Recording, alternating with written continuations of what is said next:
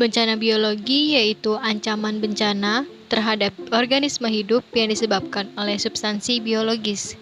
Bencana biologi pada umumnya berasal dari bakteri, virus, parasit, jamur, dan protein.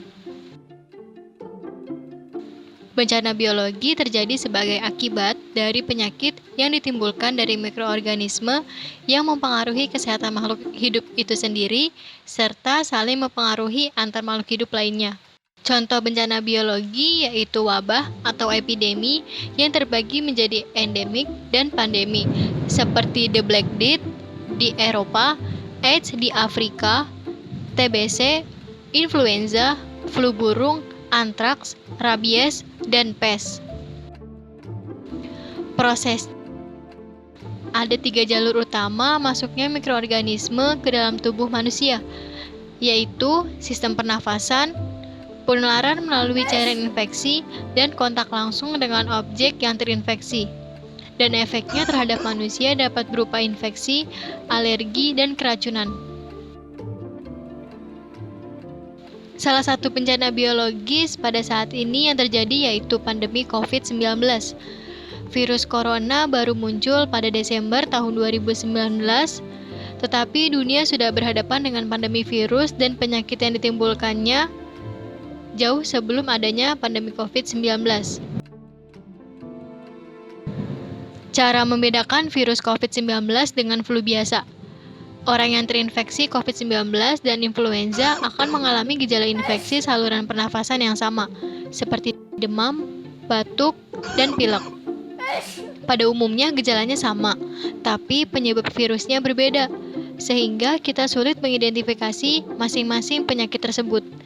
Pemeriksaan medis yang akurat disertai rujukan pemeriksaan laboratorium sangat diperlukan untuk mengonfirmasi apakah seseorang terinfeksi COVID-19 atau tidak.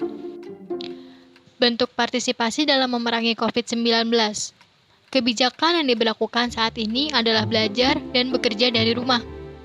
Sebagaimana yang dikatakan oleh Bapak Presiden Joko Widodo di Istana Bogor pada tanggal 15 Maret 2020, yaitu dengan kondisi ini saatnya kita kerja dari rumah, belajar dari rumah, ibadah di rumah.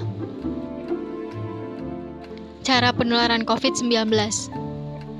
Yang pertama, melalui tetesan pernapasan atau droplets dan aerosol. Yang kedua, melalui transmisi udara. Yang ketiga, ketika kita menyentuh permukaan tempat seseorang yang terkena virus COVID-19. Dan yang keempat, melalui feses oral.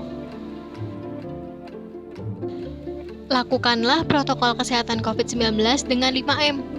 Memakai masker, mencuci tangan, menjaga jarak, membatasi mobilitas, dan menjauhi kerumunan.